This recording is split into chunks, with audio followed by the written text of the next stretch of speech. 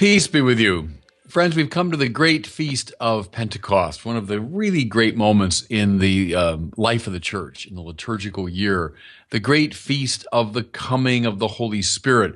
And I must say, I've been kind of preoccupied with the Holy Spirit the last several weeks because I've been running all over my pastoral region out here in the Santa Barbara region, confirming young people. I've confirmed, I think, around 1,500 young people now. And so I feel this closeness to the Holy Spirit as I'm now this very unworthy bearer of the Holy Spirit to these young kids. And I want to share with you maybe some of the themes from the sermon I'm giving to these young people on their confirmation. I tell them, first of all, confirmation, from the Latin word confirmare, means to strengthen. Confirmation is a strengthening sacrament. The Holy Spirit strengthens us. And the church says in three basic ways. First of all, the Spirit strengthens us in our relationship to Jesus. Secondly, in our capacity to defend the faith. And thirdly, in our capacity to spread the faith. Those three strengthenings come from the Holy Spirit. And that's been true from the ancient church to the present day, from the coming of the Spirit on the first apostles to the coming of the Spirit in the sacrament of confirmation. So just a word about those three strengthenings. I'm recording these words right now in my office in Santa Barbara, and right behind me is a photograph of Abraham Lincoln. And a lot of you know, maybe from writings of mine and sermons, that Lincoln is a hero of mine. I first read a biography of Lincoln when I was about 8, and I've read probably 20 since then. I could recite the Gettysburg Address to you. I know a lot of the background of Lincoln's moves and presidency, and he's a hero. He's a hero, but I'd never say that I have a relationship to Abraham Lincoln. He's this figure from the distant past whom I admire, but he's not a friend of mine. The same is true, I tell the students, of Bob Dylan, who's my musical hero. Of course, these kids I'm confirming now have no idea who Bob Dylan is, but some of their parents and grandparents do. I first came across Bob Dylan when I was about their age. I was about 14 or 15 when I first discovered Bob Dylan. And, you know, I could pick up a guitar right now and sing all sorts of Bob Dylan songs. I could recite a lot of his lyrics by heart. He's made a big difference in my own sort of intellectual and spiritual life. I've got a drawing of him also here in my office. And in fact, he doesn't live that far from where I am right now. He lives in Malibu, which is maybe an hour or so away from where I am. But, you know, I don't have a relationship to Bob Dylan. He's not a friend of mine. I've never met him. He's a figure that I admire. But see, here's the point. I tell the students, and I'll tell all of you, it's not the same with Jesus. Jesus Christ, risen from the dead, is not a distant historical figure. He's not just a great philosopher or teacher whom I admire. Rather, he's a living presence. And in fact, I do, as the song suggests, have a friend in Jesus. Push it further, the most important friendship of my life is my friendship with Jesus. Unless you love me more than your mother and father, you're not worthy of me. That's how central our relationship to the living Christ must be. And so the first strengthening of the Holy Spirit is in that relationship, in that friendship. Now, what follows from it is this capacity, this desire, this passion to defend the faith. I pose the rhetorical question to the students, is the Catholic faith under attack today? And the parents start nodding their heads. They know, and even some of the kids are aware of that. I remind them that the 20th century, the century we just finished, had more martyrs, more who died for their Christian faith than all the previous centuries combined. And things aren't getting much better in the 21st century, are they?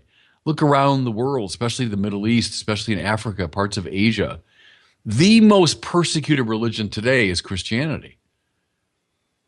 And I'll suggest to these young people, maybe their lives won't be on the line, but, go around the internet world, the world of the new atheism, the world of radical secularism. Is the Catholic faith especially under attack? Well, you bet it is. And so I remind them, to use that older language, confirmed people are soldiers of Christ. They have the task of defending the faith when it's under attack. Do they have a soldier's courage? Well, the Holy Spirit is meant to strengthen them in that capacity. Then the third strengthening is in spreading the faith. So here I look up from the students and remind everybody in the church that every baptized, every confirmed person is, by the power of those sacraments, a missionary. The Christian faith is not a private concern, something we hold on to in the intimacy of our own hearts. Rather, the Christian faith is always meant to be spread like seed. We're all apostles, apostellein, to send. We've all been sent out on mission. And so are these young people, strengthened by the Holy Spirit, willing and able to become missionaries of the faith. So those are the three strengthenings involved. And listen, anyone hearing me right now who's been baptized and confirmed, same is true of you. Same is true of you. The same Spirit has given you those gifts. Okay? Now, if those are the three great strengthenings, what do we need? What do we need now? We need what the church calls the 7 gifts of the Holy Spirit. Something I tell the students all the time is that the Holy Spirit never comes without gifts, right? He never comes empty-handed. The Spirit arrives bearing these 7 gifts. Now, at this point, I always ask them, can they name them? And I must say, it's kind of a mixed bag. I think some of the kids will be able to name some of the gifts of the Holy Spirit. I think it's good for all of us who've been baptized and confirmed to be able to name these 7 gifts. Here they are. I'll say just a quick word about each one. First, you get wisdom, knowledge, and understanding. Next, the great gift of fortitude. Then the gift of counsel. And finally, the gifts of piety and fear of the Lord. Those are the 7. I might invite everybody listening to me, go on the web and just look them up. Maybe post those on your bulletin board if you're old-fashioned, or put them on here as your screensaver or something if you're more newfangled. But the 7 gifts of the Holy Spirit. So I say to the students, look, wisdom, knowledge, understanding. If you're going to be a defender and missionary of the faith, well, you need to know the faith in a pretty deep and searching way. I'll suggest to them, would you even think of going to a physician who stopped studying medicine and anatomy and chemistry when he was 15? I mean, would you go under the knife of a surgeon who said, hey, yeah, I stopped studying, surgery and anatomy when I was a teenager? Would you even bring your car to a mechanic who had stopped studying auto mechanics when he was a 14-year-old? Well, of course not. Of course not. We'd want someone with a lot of expertise, right? With a lot of wisdom, knowledge, and understanding of the field. Well, what is infinitely more important than our cars or even than our physical health, but our friendship with Jesus Christ. This friendship that we've been strengthened in and now we're meant to defend and spread, that's the most important thing we can imagine. And so we better have a lot of wisdom, knowledge, and understanding. I then usually look around at these kids and say, let me share with you a kind of disturbing statistic. That for most Catholics, their religious formation and education ends at confirmation. But see how tragic that is. Yeah, my medical education ended when I was 15. Ended? It should begin when you're 15.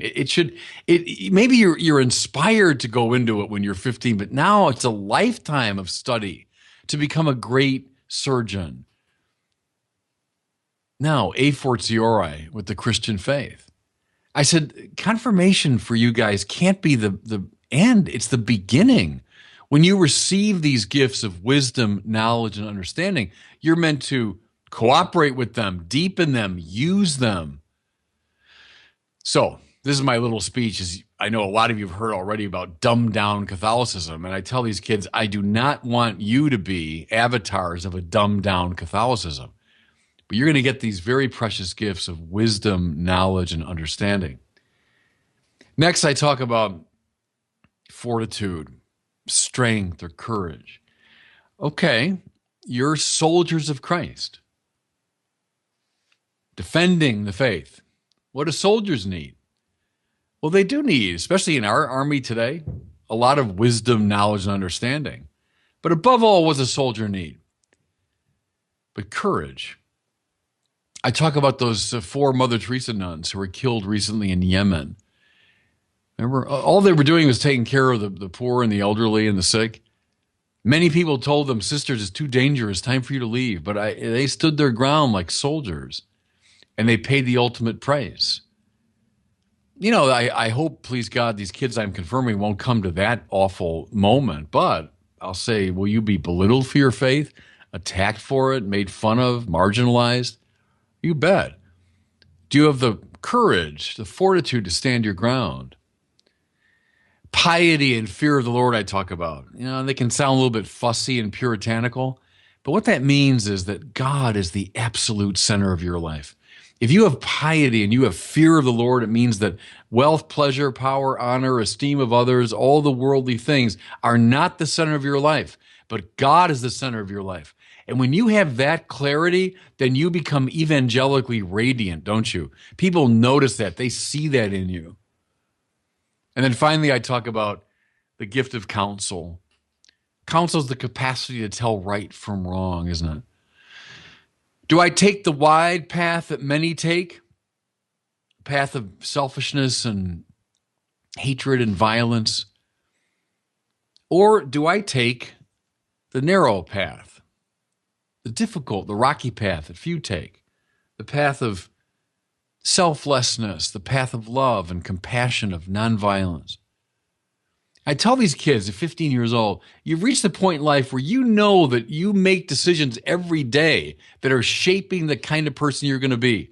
Counsel is the gift of the Holy Spirit that enables you to make those right choices. But like the other ones, you got to cooperate with this gift, I tell them. It's not just given to you and now you just dumbly have it. No, now you begin to live it and to use it and to cooperate with it. But with those 7 gifts, I remind these young people, with these 7 gifts of the Holy Spirit, you are strengthened in your friendship with Jesus. You're strengthened in your capacity to defend the faith. You are strengthened in your capacity to spread the faith. Now listen, this is true of every one of us. Everyone listening to me who's been baptized and confirmed, as you receive the Holy Spirit, and we celebrate that today on Pentecost, as you receive the Holy Spirit, he never comes without gifts. He comes to you with the same 7 gifts and has for you and for me the same task and the same great responsibility. And God bless you.